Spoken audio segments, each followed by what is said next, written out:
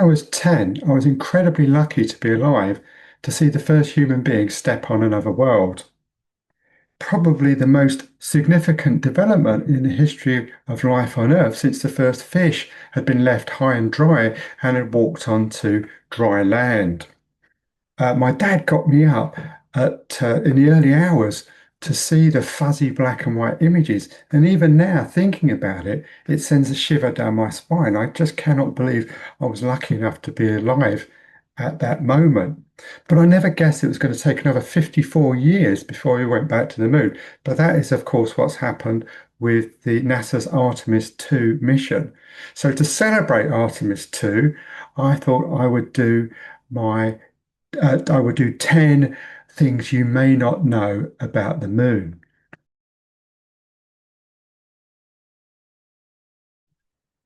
The first is that the moon is falling. It doesn't look as if it's falling. That's why it took the genius of Isaac Newton to realize. Newton imagined a cannon that fired a cannonball horizontally across the ground. And as the cannonball traveled, its trajectory would be bent downwards by gravity until it intersected the ground, maybe after, say, 100 meters.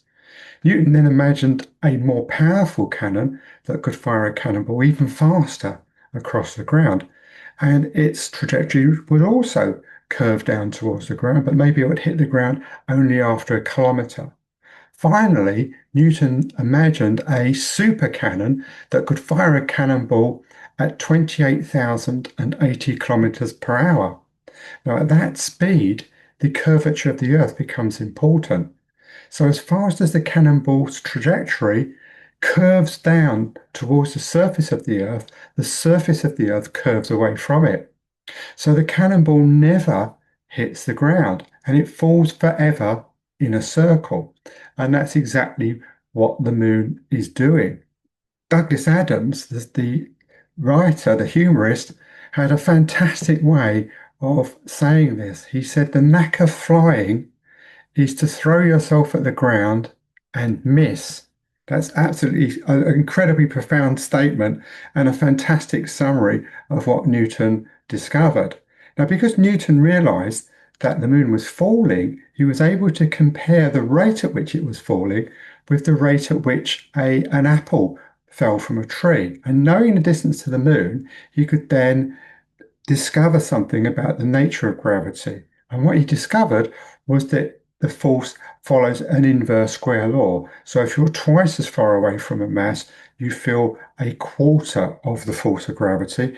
If you're three times as far away, a ninth the pull of gravity. Now, when you're falling, you don't feel gravity, you feel weightless.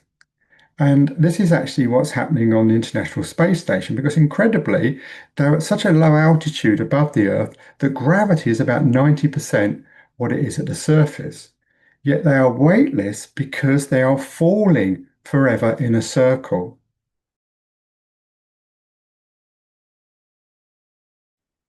The second thing you might not know about the moon is that it's 1/400th the diameter of the sun.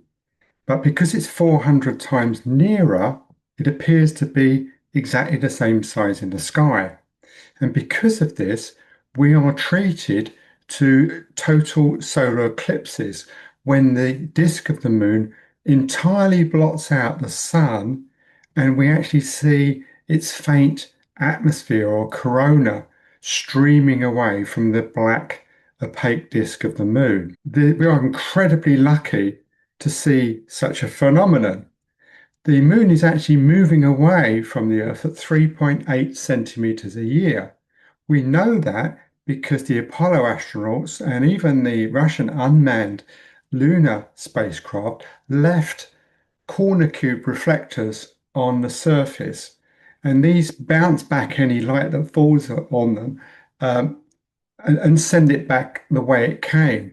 So firing lasers from the Earth, which bounce off these corner cube reflectors and are redetected on Earth, and timing how long that flight takes, we can determine the distance to the moon. And that's why we know that the moon is moving away at 3.8 centimeters a year. But what this means is that the moon has only been the same apparent size as the sun for about 5% of the age of the Earth.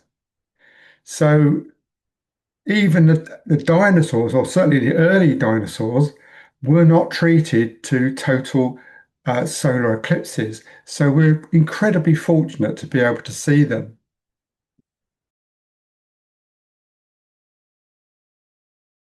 The third thing you might not know about the moon is that it isn't dead. Every few months, people report flashes of light on the lunar surface. In fact, on the 5th of June 1178, five monks at Canterbury Cathedral in England reported an explosion on the moon. These events are known as transient lunar phenomena, or TLPs, sorry. And recent work, certainly in the last 20 years, has shown that they occur in about six places on the moon. These are all places where the surface has been fractured, either recently in the last few 100 million years by an impact of a giant meteorite, or 3.8 billion years ago in a period known as the late heavy bombardment, when the moon was hit by asteroid-sized rocks. And what we think is happening is that gas, which is deep in the moon, is finding its way out through these cracks. And it turns out that an outgassing event will cover maybe a kilometer, dissipate within a few minutes, but during that time, reflect light. And this might be what people are seeing. But this, of course, has implications for us going back to the moon because the lunar surface is not as dead as we thought and could be very dangerous to astronauts.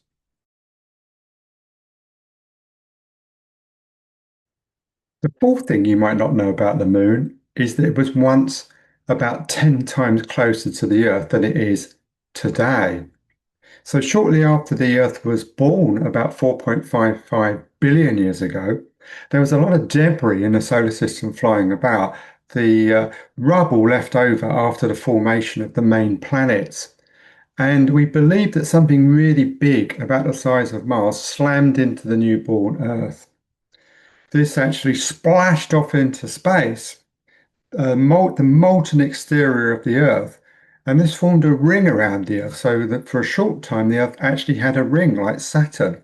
But gradually, this ring of debris cooled and coalesced into the moon. The evidence for this came from the Apollo astronauts because they found that the lunar rocks were fantastically similar to the material or the rocks in the exterior of the Earth, so that the Earth and the moon had a common origin. The only problem is that if something as big as Mars hit the Earth, it should have been so catastrophic that the whole Earth was blown apart. So the impacting object, which has been christened Theia, must have hit at a glancing angle. And this could probably only have occurred if this body, this Mars mass body, actually shared the orbit of the Earth. So initially, the Earth was not alone in its orbit, there was another body as well. And eventually it hit the Earth. And because it was orbiting basically at the same speed as the Earth around the Sun, it hit the Earth at a very slow impact speed. Now, when the Moon was 10 times closer, the tides would have been 1,000 times bigger. Just imagine that, 1,000 times bigger. Of course, there were no oceans, but they would have been tides in the lava, the lava ocean that covered the Earth. But gradually, those tides, the pulling of those tides by the newborn moon, sapped it of orbital energy, and it began receding to its current location. The fifth thing you may not know about the moon is that there is no photograph of the first man on the moon. NASA spent something like $250 billion in today's money, but missed out on the photo opportunity of all time. Buzz Aldrin, the second astronaut on the moon, failed to take a photograph of Neil Armstrong, the first man on the moon. Um, that's not entirely true because it turns out there is a photograph of Armstrong reflected in Aldrin's visor. That was taken by Armstrong. And of course, we have those fuzzy black and white TV images. Now, it turns out that they only had one camera. It was strapped to their chest, and for most of the 2.5 hours, it was Neil Armstrong who had the camera. But there's something else you have to think about, and that is that it's really difficult to take photographs on the moon. Both Armstrong and Aldrin had been given the lunar camera to take home and practice with. But when they got to the moon, there is a problem that you don't have on Earth, and that is you're either in incredibly bright sunlight or incredibly black darkness. There aren't any shades in between. So it's actually very difficult to take good photographs on the moon.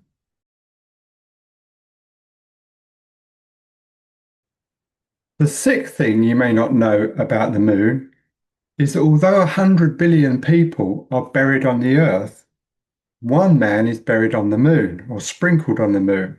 His name is Gene Shoemaker. He was a geologist, American geologist. He famously showed that the Barringer crater in Arizona, which is about a kilometer across, was created by an impact, wasn't volcanic, but was created by the impact of a body about 50 or 60 meters across that had hit the Earth tens of thousands of years ago. And Shoemaker agitated for a long time to get a geologist to go to the moon, and he succeeded. And Harrison Schmitt went on the very last lunar mission, which was Apollo 17. Now, Shoemaker was constantly traveling the world looking for evidence of impact craters on the Earth that had been eroded by weather, etc.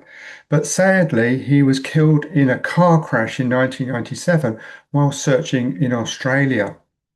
And 2 years later, NASA's Clementine space probe went to the moon and it took his ashes. So the ashes of Gene Shoemaker are sprinkled on the moon.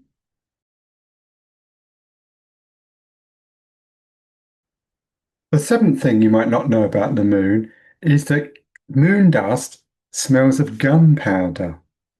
Now, when the astronauts got back to their spacecraft after their moonwalks, their spacesuits were completely covered in moon dust. They looked like they'd been down a coal mine. It was completely black. And yes, indeed, they said it smelt of gunpowder. They just couldn't get this stuff off. And there's a good reason for it. So if you imagine sand grains on the Earth, if you would look at them very closely, they're very rounded. That's because they are created by rubbing together as the tide comes in and out. But moon grains, but grains of moon dust are created in a completely different way by the constant rain of micrometeorites on the moon's surface. And these come down, they slam into the rock on the surface, they shatter it, and they melt it. So if you were to look at a grain of moon dust under a microscope, it would look like a tiny melted snowflake. And this is why they would snag on the clothing, they would hook onto clothing. Before Apollo, there was a great fear that this constant pummeling by micrometeorites had created a surface layer of dust that was maybe tens of meters deep, and any spacecraft would sink into it without trace. Fortunately, this turned out not to be the case. But the micrometeorite bombardment does actually have a consequence, and that is that the dust on the surface is constantly turned around. It's called lunar gardening. and it turns around every 10 million years. It means that those footprints left by the Apollo astronauts that you might think would last forever because the moon has no rain or weather of any kind, they will in fact be erased by micrometeorites within about 10 million years. Nevertheless, they should outlast the human race.